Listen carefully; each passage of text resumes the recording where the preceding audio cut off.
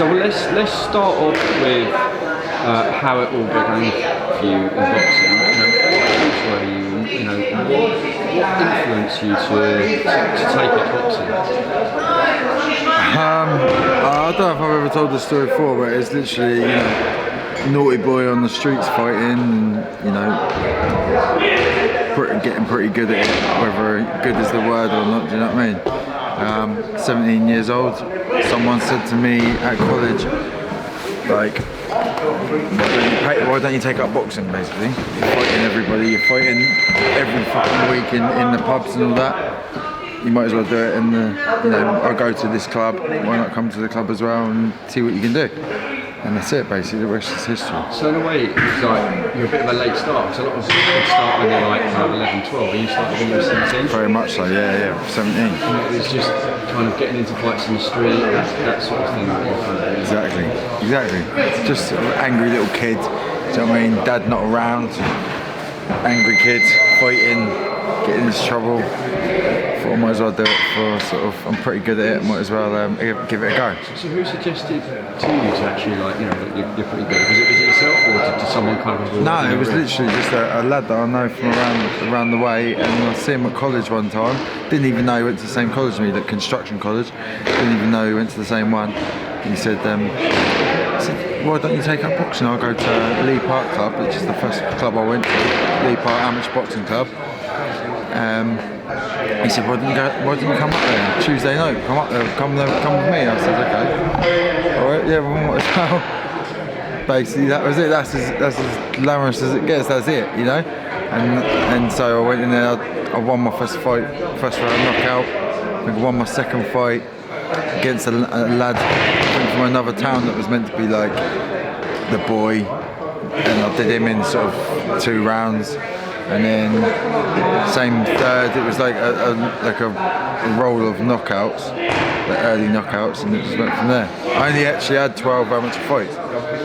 So when you like first rocked into the gym, I suppose you used to fighting on streets, so a street baller, like, a bit of a culture shock for you from going from, say, street fighting to like a disciplined gym, being taught, okay, you can good fight, but you're being taught kind of something, in a way it's kind of different, isn't it? Yeah, definitely, you are right. Yes, it was a bit of a, obviously it was completely different, but if I'm completely honest with you, even back then as a kid, I was an idiot. I just didn't listen to nothing. I was getting through with just my like power and just more aggression, and that's how I got on with like winning my first sort of 11 fights. I won 11 out of the first 12 fights I had. So my 12 fights I had at amateur, I won 11 of them. When you had your first amateur fight, what was your feelings before? Was it nerves? Was it excited to get in there? Was it tension?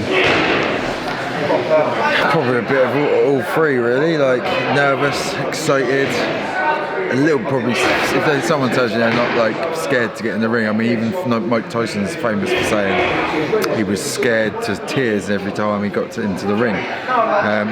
So it was that.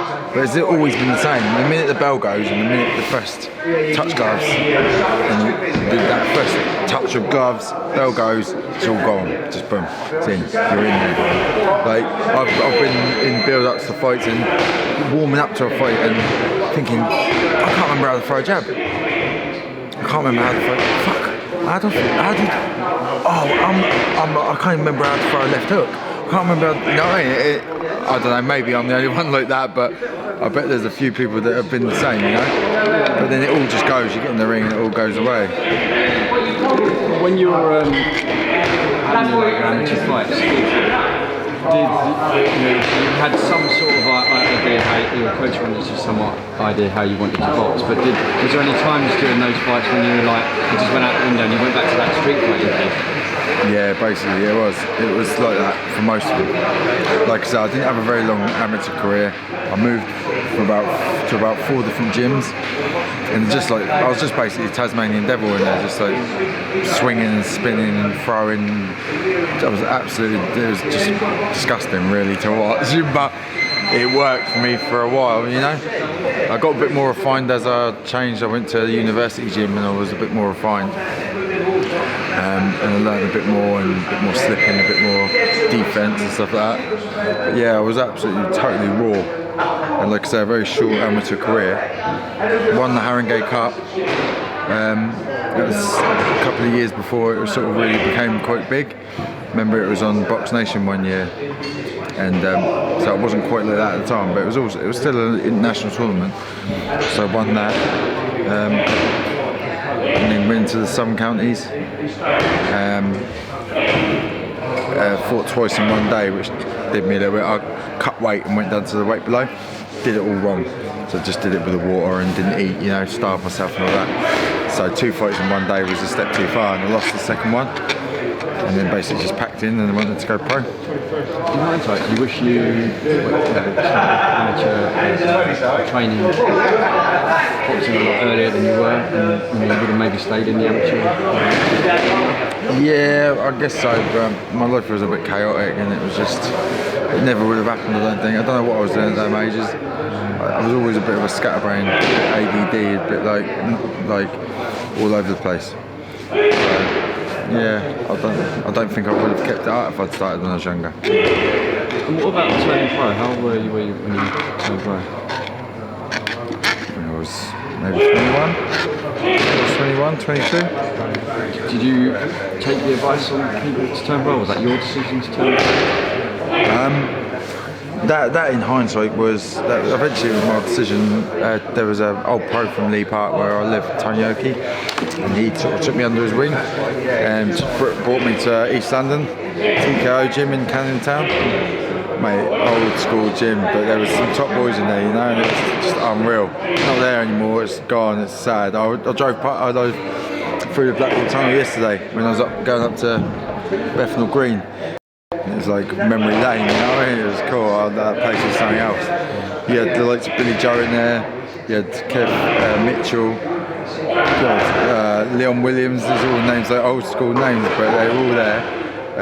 Jimmy Tibbs was the first person I ever met in that gym, walked straight in the gym. You know what I mean? You can imagine, like, wow, what is this going to be like? That was the first pro gym I've ever been in. Jimmy Tibbs is sitting over there, Billy Joe's warming up over there. Of course, I'd watched him in the Olympics.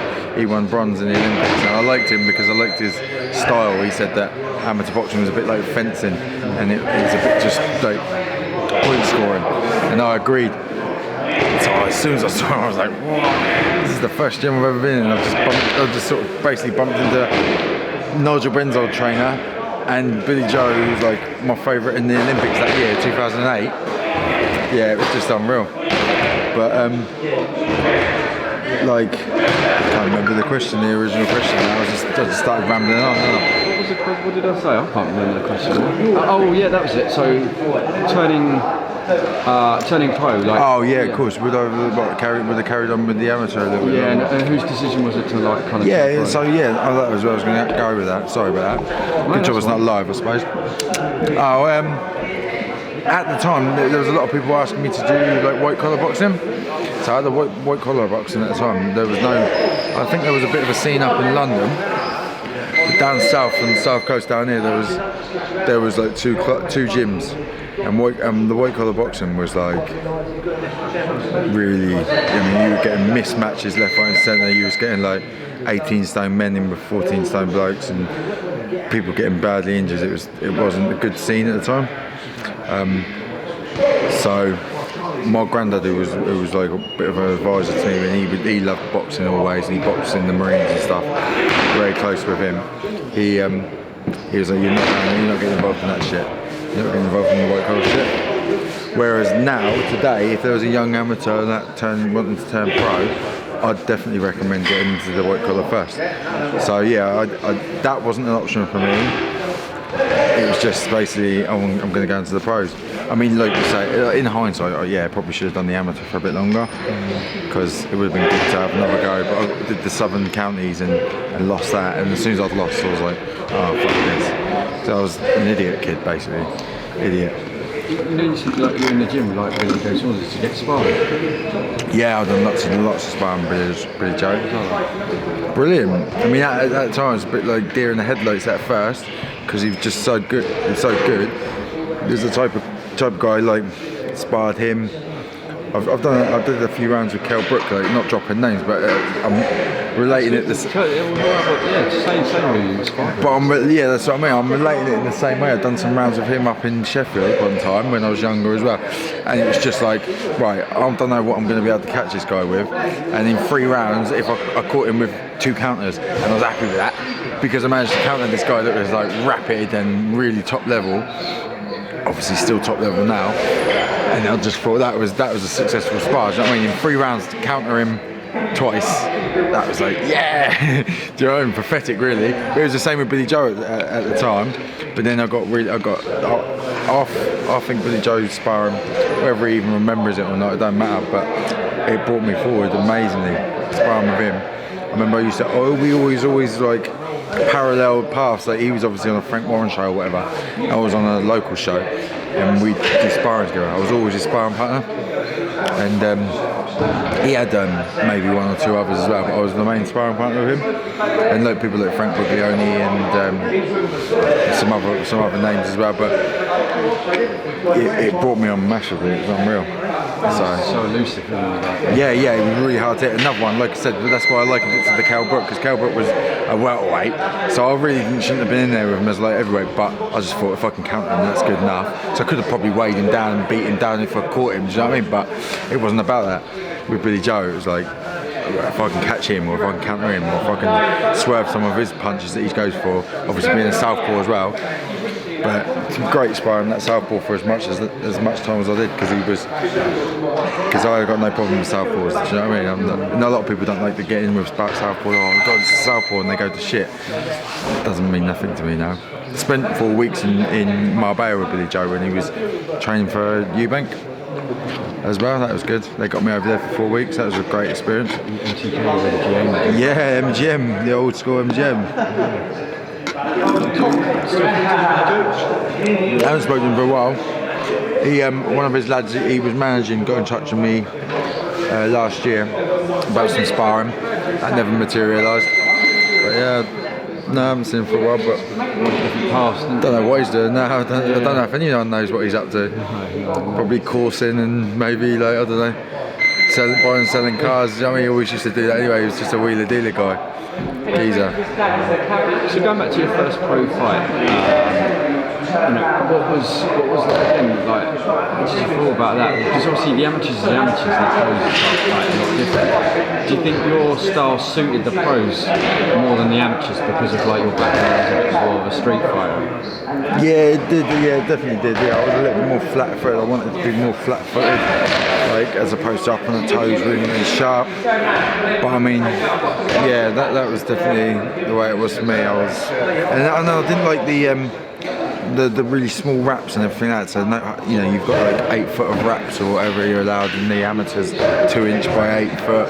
That's all you can have. Whereas I like getting my hands wrapped up, nice and solid, laced up gloves, taped out. It's just what I always wanted to do. Can you remember the first song you walked out to? Yeah, it was just like some drum and bass thing. Yeah, it was like a Chasing Status, No Problem. It was like, it just come out. I just liked it. I thought, yeah, that's cool. Yeah.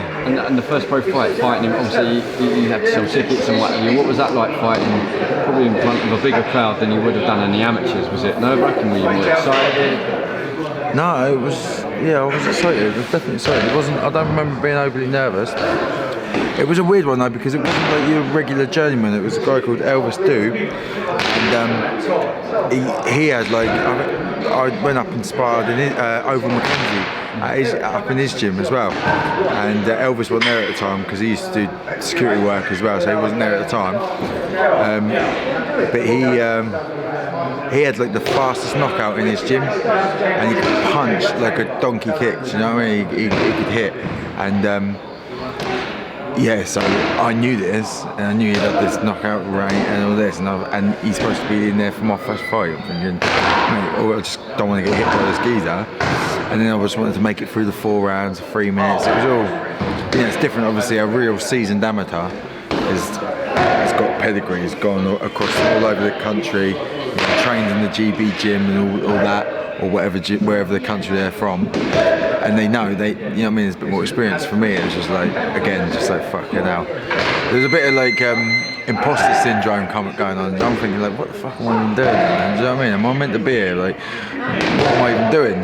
So that was always in my head as well. So. Is he? I think so. I saw him he's still fighting. He's like in his 40s. Yeah. He's quite short. Yeah. Yeah. He's short. He's got a head made of rock. Yeah. Fucking not saying. I'm not telling the man he's got a big head. He's cool. I'm good friends with him. Not insulting the man in this, but just hard head.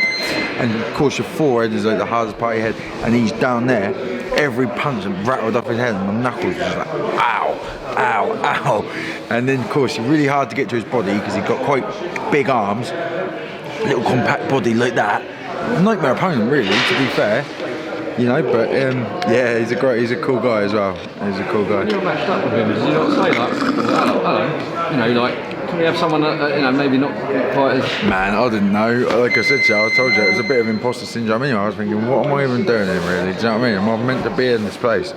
Like, but I had John Eames was my manager and trainer, and Tony Oakey took me to the East End, up into TKO, and I trained with them, and like I was in amongst it. I thought, I mean, it's all good. I mean, they're looking after me, man. They wouldn't, do you know what I mean? And it was only because they believed in me that they put me in with someone that was quite lively like that. Yeah, you know, like, you know, you've had a couple of losses on that. Do you think that was down the opponent was better, or maybe potentially your maybe not living life, or your attitude, you know? Yeah, no, I know what you're saying. Yeah, I'm not taking away from any opponent I've ever been in with. A lot of my opponents may have been better skilled, better, you know, better schooled, whatever. But I've only ever been beaten by myself, because I know for a fact, and I know it sounds a bit like la-di-da, but when I'm on it, my head's right, I'm unbeatable. I believe that, because I just think, like I said to you downstairs, I think boxing is like 90% mental. You can be strong, you can be fit, you can be the hardest, strongest, whatever. If your head's not right, you're lost. And yeah, I just think I've only ever been beaten by myself. So yeah, not living the life, not feeling it. Got in the ring and I've sold a few tickets, and when I lost my English title, it was a case of basically I went up for this fight, but I'd sold loads of tickets, and I know loads of people that bought hotels. I know for a fact all these people were staying up in the capital, and we're fighting at York Hall. And what's in my head is like, these people are going to be able to get their money back for their hotels. I don't want to like cancel the fight because I don't want all these people to lose their money. That was what I was in. I mean, what the fuck is that sort of thing to like think before an English title defence? And that was what kept me in that fight, which and the rest is history. I went ahead and fucking got beaten 2 rounds, stopped, just wasn't interested. Running in there, overlooking an opponent, thinking fuck this, do you know what I mean? British title eliminator, biggest fight of my life, and I just wasn't up for it. So it says it all. Whereas when I won the English title, there was so much like behind that fight. He was a rival. I name drop him because he's my man as well, Miles Shinkrin. We had a good rivalry, trilogy of fights. He won the first one, I won the second one, which is the one I'm talking about. He won the third one in the end. That was my last fight before I semi-retired. But that when I won that English title, we won the purse bids. It was a vacant title. Brought him down to Portsmouth. Sold loads of tickets, everyone got on board, knew it was a rival. He played it up a bit, wearing Southampton shirts to the way and all this, you know what I mean? So he was like playing it up as well. He was not necessarily the most likeable geezer, he won't mind me saying that. And I would also, the crazy thing about that is my granddad died like 2 weeks before. And like I was saying before, my granddad, who was like basically like a father, he died two weeks before the actual, or 2 or 3 weeks before, whatever it was. And then I had to carry it on, and that was in my head like. And I know it sounds storybook fairy tale, but I said to him, the last thing I said to him was I'd already won the title, because he's on his deathbed, dementia. Do you know what I mean? Like fucking not all there. not very responsive at all. Told him, thought to myself, right, I've got to get something out of this geezer. Like, I want something. It's the last words I ever said to him. Grams, I won the English title. I won it. And he woke up. I swear on my life, as true as that is, I wouldn't lie about saying like that. Woke up, eyes lit up, smiled, boom, went back down. Last thing I ever said to him, it's like he was rested. But I hadn't won the English title. Like I say, this was before the fight. And I was like, fuck, I've got to do this now. You know what I mean? I'd already bang in the mindset for it. Do you know what I mean? In the zone for this fight because of the rival, like I said, the rivalry, and I wanted that English title. But yeah, that put an extra bit on it. So that was, and I won it decisively. You know what I mean? I dropped the guy twice, nearly put him through the ropes, bashed him. I mean, I really probably could have taken him out, but just didn't push it hard enough. And like I said, Miles, man, seriously stubborn guy. Can't think it was because of the rivalry. The man, there's shots like there's not much video, but the video there is a bit where I caught him with his body shot, and he buckled over. And the man, and he just survived the rest of the round. I think he survived like the extra 30 seconds, saved by the bell really, but just such a stubborn bastard. You know what I mean? So that's why he made it out of the fight, made it through. I won it on points. Best fight, best night of my life. Do you know what I mean? I was unbeatable at my best when my brain's right. So yeah, longest answer in the world. I'm sorry, but yeah, I've only ever been beaten by myself, in my opinion. You can't go back and change anything. In hindsight, would you have maybe taken it a little bit more seriously than at that stage of your career? And what would you have done differently if you could tell yourself back then? Oh man, that's the question, isn't it? That's that thing like everyone always asks, is like, if I could go back to school and know what I want to know now and all stuff like that. Man, and do you know what? Without sounding too like dramatic, I don't think I'd change anything because, put it this way, I wouldn't be sat here talking to you guys now. You know what I mean? I'm in a really good place right now. I'm mentally stronger and more mature right now to try and where I'm going forward to do the things that I want to do now. I'm going for the English title again. I do want the British title, and I wouldn't change a thing. I wouldn't be where I am now if I did change anything. You know, if I could go back and change anything, you don't mess with stuff like that. I don't think so. So you had a bit of time off. As you said yourself, you kind of semi-retired. Why come back? Unfinished business. I don't want to get to like 38, 34 now. I decided when I was 32 that I'm doing this again. I went for a year of training just to see if my body could take it physically. So I started back with just running every day, 3 miles every day. Just do that, see if I can deal with that, see if it doesn't break my body down too much. And eventually I did some sprints and I did other stuff and moving forward, just testing myself. And you know, it was all good. I had to see that. I had to convince my missus that it was okay because she said nah. She said nah, you're not doing that. You're fucking not coming back. And I said, well, listen, if I can prove to you that, you know, January 1st, 2021, I'll just do my thing and I won't mention it to you again, babe. I won't say nothing to you. I'll just do my thing. I'll train. If I can prove to you, you know, if I can change your mind without saying anything, you just watch what I'm doing, then so be it. And as we're sitting here now, it was successful. But yeah, like I say, unfinished business. I don't want to get to like 38 and go, fuck it, now I can't do it. It changed my mind then, now I can't do it. Do you know what I mean? So yeah. Plus, it's the only thing I'm good at. It's the only thing I'm fucking good at. I'm working on the roofs. I've got a day job. I'm doing that, and you know, I enjoy that, and I do it to my best ability. Like, my trade is not roofing. My trade is not brickying. My trade is not plumbing. It's just not my trade. My trade is what I do now with boxing. It's what I'm best at.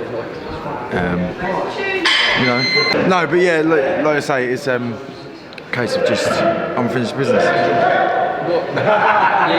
What would you be happy with? You know, if you could win a title, fight, what would you be happy with?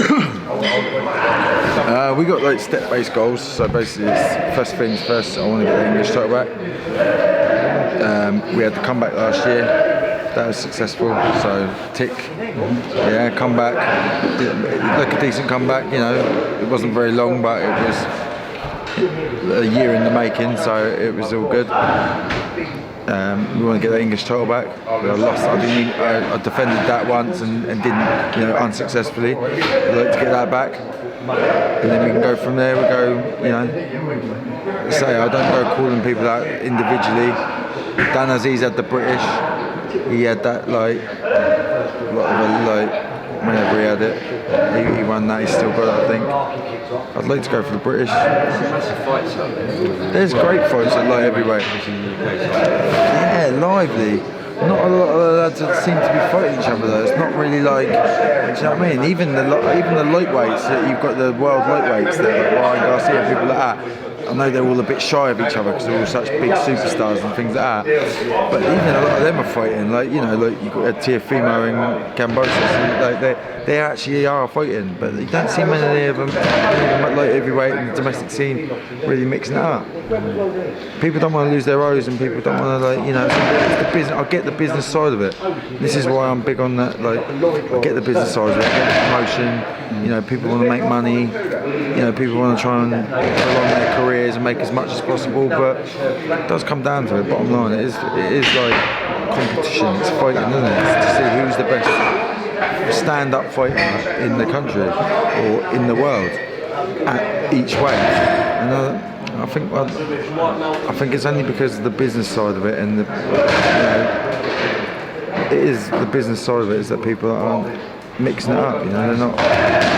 And with Chris, Simon Chris, yeah. To me a little bit like that, and why Chris, because Chris was my promoter. Not my promoter. He was my sponsor for a long time. Just the guy that I met, just a local butcher. Crazy story. Now he's fucking a promoter and a manager of boxing, like professional. Loads of links in New York. I mean, he'll tell you himself everything that he's got going on. So yeah, he started just as I was retiring, so it was all like, it wasn't ideal timing. So yeah, I was retired for sort of 2 years and enjoying just regular life. And we kept flirting with the idea of, oh, what if I did come back? What would you reckon you'd be able to do for me? Do you reckon you'd get me this? Yeah. So we was flirting with the idea for a while, and yeah, it just seemed natural to come back and go with him. I mean, there was other other ways I could have taken it, but I think that was the way it had to be.